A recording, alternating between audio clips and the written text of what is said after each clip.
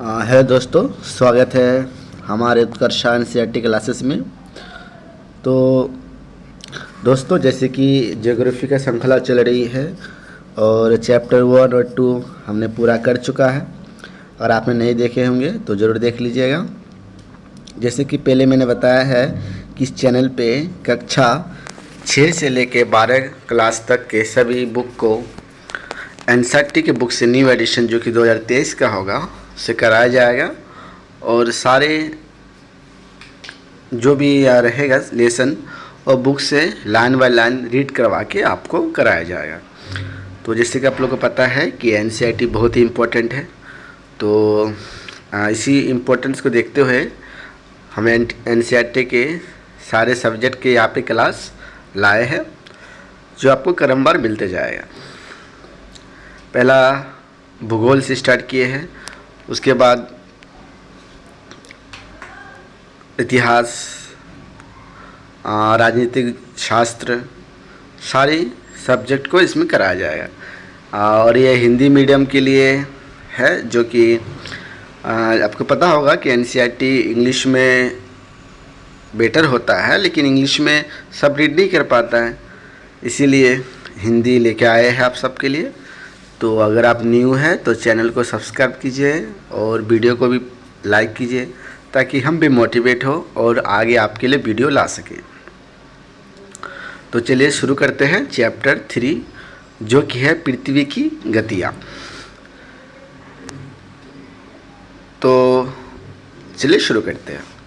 जैसे कि आप जानते हैं, पृथ्वी की गति 2 प्रकार की है, घूर्णन एवं परिक्रमण। ठीक है, पृथ्वी के अपने अक्ष पर घूमना घूर्णन कहलाता है। ये बहुत ही ज़्यादा इम्पोर्टेंट है, याद रखिएगा घूर्णन और परिक्रमण क्या होता है। तो पृथ्वी के अपने अक्ष पर घूमना घूर्णन कहलाता है। सूर्य के चारों ओर एक स्थिर कक्ष में पृथ्वी की गति को परिक्रमण कहलाते हैं। यानी सूर्य के चारों ओर एक स्थिर कक्ष में पृथ्वी की गति को परिक्रमण कहलाता है, और पृथ्वी के अपने अक्ष पर घूमना घूर्णन कहलाता है। उसके बाद देखेंगे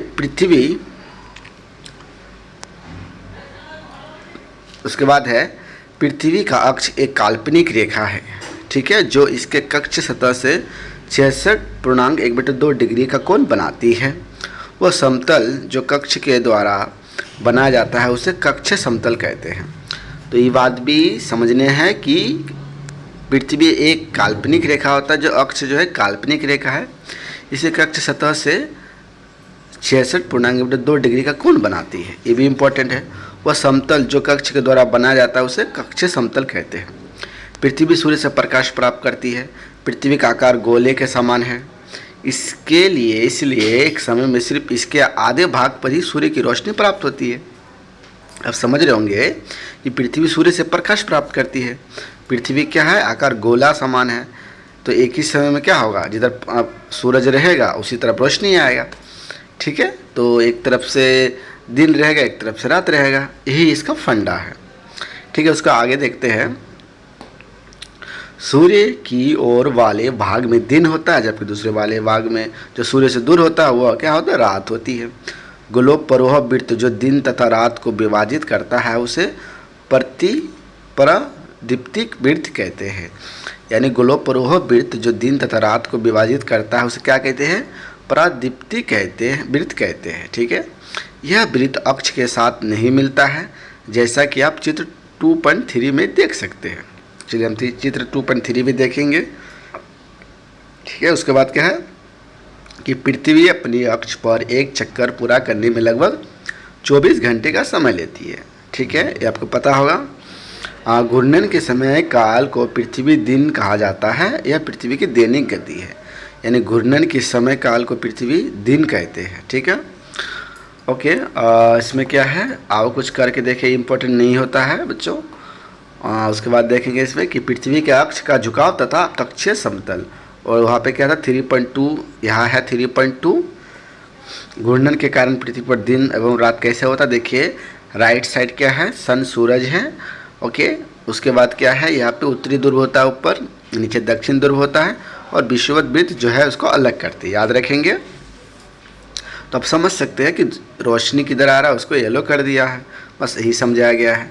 अब 3.1 में क्या है, चित्र में पृथ्वी के अक्ष का झुकाव तथा कक्ष समतल। अब झुकाव जो है क्या था, 66.1/2 डिग्री। ठीक है, पृथ्वी का एक कक्ष समतल कहलाता था, आपको जो बताए थे। ठीक है, उसके आगे देखते हैं फिर क्या है। क्या आप जानते हैं, ये इम्पोर्टेंट होता है बच्चों। देख लेते क्या है कि प्राचीन भारतीय खगोल शास्त्री आर्यभट्ट ने बताया था कि पृथ्वी गोल है और अपने अक्ष पर घूर्णन करती है। ये किसने बताया था, आर्यभट्ट ने। और आर्यभट्ट क्या है, खगोल शास्त्री है, ये भी इम्पोर्टेंट रखेंगे। ठीक है, उसके बाद देखेंगे अगर पृथ्वी घूर्णन नहीं करे तो क्या होगा। ठीक है, ये अच्छी बात है कि घूर्णन नहीं करे तो क्या होगा। तो देखेंगे सूर्य की तरफ वाले पृथ्वी के भाग में हमेशा दिन होगा, जिसके कारण उस भाग में गर्मी लगातार पड़ेगी।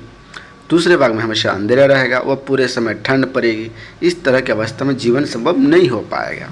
ठीक है, और एक बात बता दें, जो कि कॉम्पिटिटिव की तैयारी कर रहा है वो तो जो भी ये है, अगर हम डीपली नहीं बता तो समझ रहे हैं, लेकिन जो कि कक्षा 6 का ही स्टूडेंट है और अगर बेसिक नहीं पढ़ा है और न्यू है, अगर 6 क्लास का नहीं भी है, अब उसको प्रॉब्लम है, तो ऐसा कोई बात नहीं, उसको हम समझा के ही सारे लाइन को समझा के ही आपको बताएंगे, आप टेंशन ना लें।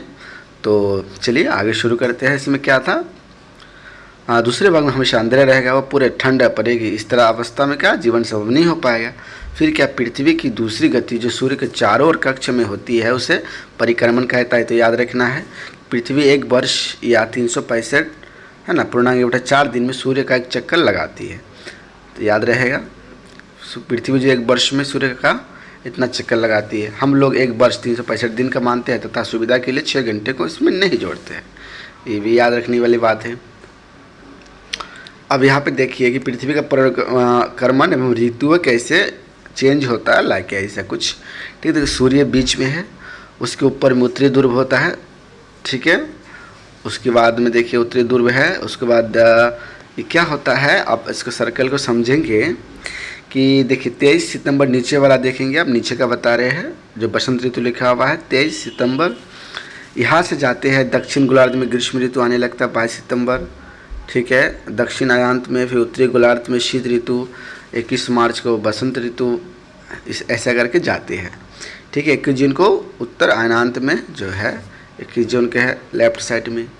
चलिए इसको और समझेंगे। 4 वर्ष में प्रत्येक वर्ष के लिए बचे हुए 6 घंटा में मिलकर एक दिन यानी 24 घंटे के बराबर होते हैं। क्या बोले हैं कि 4 वर्षों में प्रत्येक वर्ष के बचे हुए 6 घंटे मिलकर एक दिन यानी 24 घंटे के बराबर हो जाते हैं। मैंने पढ़े थे ना वहाँ पे कि 4 वर्षों में प्रत्येक वर्ष के बचे हुए 6 घंटा जो मिला लेंगे तो 4 वर्षों में तो क्या हो जाएगा, 24 यानी एक दिन हो जाएगा। इसके अतिरिक्त दिन को फरवरी के महीने में जोड़ा जाता है। इस प्रकार प्रत्येक चौथे वर्ष फरवरी माह यानी 28 के बदले 29 दिन का होता है। यानी प्रत्येक 4 साल बाद का जो फरवरी का क्या होगा, 29 दिन का होगा। ऐसा वर्ष जिसमें 366 दिन होता है उसे लीप वर्ष कहा जाता है। जो न्यू बच्चे हैं वो जान ले कि 366 दिन को लीप वर्ष कहते हैं। ठीक है, वर्ष क्या है, सामान्य होता है, तो लीप वर्ष 366 दिन को। पता लगाइए कि अगला लीप वर्ष कब है। चलो आगे देखते हैं कि चित्र 3.3 से स्पष्ट कि पृथ्वी दीर्घवृत्ताकार पथ पर सूर्य के चारों ओर चक्कर लगाती है। जो अभी हम लोग देखे थे उससे यह समझना है कि पृथ्वी जो है सूर्य दीर्घवृत्ताकार पथ पर सूर्य के चारों ओर चक्कर लगाती है। ध्यान दीजिए कि पृथ्वी पूरे कक्षा में एक ही दिशा में झुकी हुई है। ठीक है, एक ही कक्षा में झुकी हो रहती है। सामान्यतः एक वर्ष को गर्मी, सर्दी, बसंत में सर्द ऋतु में बांटा जाता है। ऋतु में परिवर्तन सूर्य के चारों ओर पृथ्वी की स्थिति में परिवर्तन के कारण होता है। तो ऋतु में परिवर्तन क्यों होता है कि सूर्य के चारों ओर पृथ्वी की जो स्थिति में परिवर्तन के कारण होता है। ठीक है, जैसे जैसे घूमते रहेगा पृथ्वी इसलिए होता है। अब इसमें देखिए कुछ करके देखे तो नहीं करना होता है बच्चों। उसके बाद देखेंगे नेक्स्ट क्या है कि 3.3 में आप देखेंगे कि 21 जून को उत्तरी गोलार्ध सूर्य की तरफ झुका हुआ है। उसमें देखे होंगे कि 21 जून को क्या था, सूर्य की तरफ झुका हुआ था। सूर्य किरणें कर्क रेखा पर सीधी पड़ती है। इसके परिणामस्वरूप इन क्षेत्रों में ऊष्मा अधिक प्राप्त होती है। ध्रुव के पास वाले क्षेत्र में कम ऊष्मा प्राप्त होती है क्योंकि वह सूर्य की किरणें तिरछी पड़ती है। ठीक है, उसके बाद क्या है, उसके उत्तर ध्रुव सूर्य की तरफ झुका हुआ है तथा उत्तरी ध्रुव की रेखा के बाद वाले भाग पर लगभग 6 महीना तक लगातार दिन रहता है। ठीक है, यानी क्या समझना है कि उत्तरी ध्रुव सूर्य की तरफ झुका होता है तथा उत्तरी ध्रुव की रेखा के बाद वाले भाग पर लगभग 6 महीना तक दिन ही रहता लगातार। ये बहुत ही इंपॉर्टेंट बात है, याद रखोगे। ठीक है, चूँकि उत्तरी गोलार्ध के बहुत बड़े भाग में सूर्य की रोशनी प्राप्त होती है, इसीलिए विषुवत पृथ्वी के उत्तरी भाग में गर्मी का मौसम होता है। 21 जून को इस क्षेत्र में सबसे लंबा दिन तथा सबसे छोटी रात होती है। ठीक है, ये भी याद रखेंगे। किस गोलार्ध में? विषुवत वृत्त के उत्तरी भाग में। ठीक है, 21 जून को क्या होता है? लंबा दिन होता है और सबसे छोटी रात होता है। पृथ्वी की इसी अवस्था को उत्तरी अयनांत कहते हैं, जो हम लोग देखे थे उत्तरी अयनांत। चलो और फिर देख लेते हैं उत्तरी अयनांत क्या है, किधर था। इधर आप देख सकते हैं लेफ्ट तरफ कि उत्तर अयनांत है यह 21 जून को। यहाँ पे क्या होता है, क्या बोले थे, रात जो कि सबसे लंबा क्या होता है, 21 जून को उत्तरी गोलार्ध में सूर्य का झुकाव होता है, लेकिन क्या होता है 21 जून को इसमें सबसे लंबा दिन होता है और छोटी रात होता है। ठीक है, आप समझ गए होंगे उत्तरी गोलार्ध में। चलिए फिर आगे देखते हैं क्या था।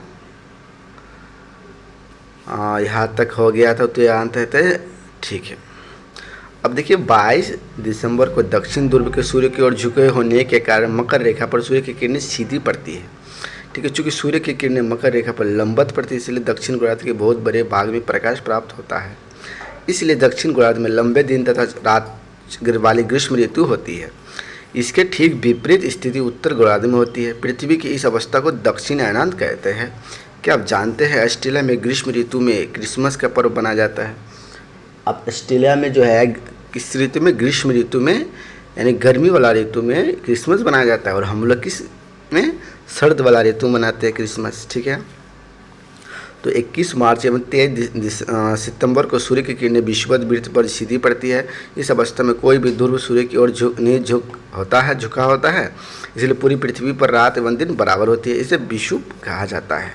विषुव किससे कहते हैं? इस पृथ्वी पर दिन और रात बराबर हो। 23 सितंबर को उत्तरी गोलार्ध में शरद ऋतु होती है, जबकि दक्षिण गोलार्ध में बसंत ऋतु होती है। ये भी याद रखना है, क्वेश्चन बनता है कि 23 सितंबर को उत्तरी गोलार्ध में क्या होता है? शरद ऋतु, जबकि दक्षिण गोलार्ध में क्या होता है? बसंत ऋतु होते हैं। 21 मार्च को स्थिति इसके विपरीत होती है, जब उत्तरी गोलार्ध में बसंत ऋतु तथा दक्षिण गोलार्ध में शरद ऋतु। देखिए इसमें फंडा क्या है, 23 सितंबर यानी 21 मार्च को उल्टा हो जाएगा। 23 सितंबर आप याद रखो कि उत्तरी गोलार्ध में शरद ऋतु होता है, उत्तर में शरद ऋतु, और 23 सितंबर, जबकि इसमें क्या होता है 21 मार्च को इसके विपरीत होता है। इस प्रकार स्पष्ट है कि पृथ्वी घूर्णन एवं परिक्रमण के कारण दिन व रात तथा ऋतुओं में परिवर्तन होता है। तो आप समझ में गए होंगे कि पृथ्वी जो घूर्णन करता है एवं परिक्रमण करने के कारण ही दिन एवं रात मतलब ऋतु में परिवर्तन होता है। इतना आप समझ गए होंगे। चलिए उसके बाद देखते हैं क्या है आगे। चलिए यही चैप्टर इसका ख़त्म होता है। उसके बाद यहाँ पे क्या है, अभ्यास क्वेश्चन है। क्वेश्चन को एक बार देख लेंगे हम लोग।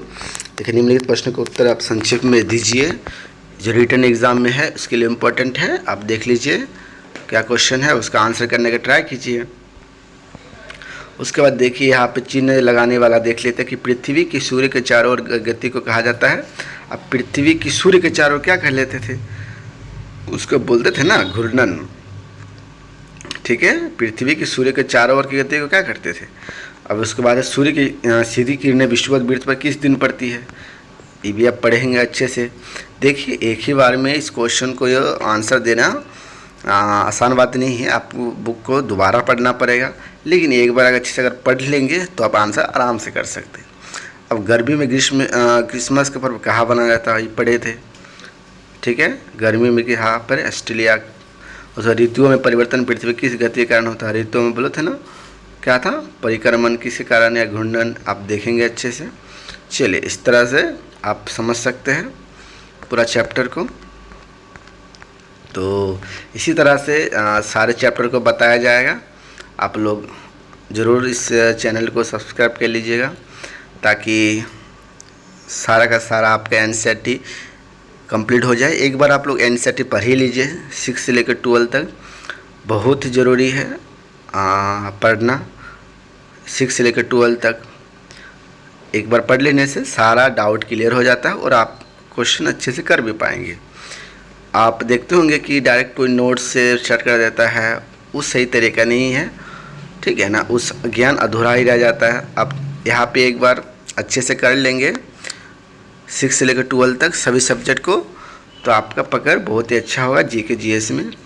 आप 25 में से 20+ अच्छे से कर पाओगे। तो आप प्लीज़ समझिए इसको और एनसीईआरटी के महत्व को समझिए, ठीक है। तो चलिए बने रहिए हमारे चैनल पे, और इसका फिर जो चैप्टर है, आगे के चैप्टर बहुत ही जल्द अपलोड हो जाएगा।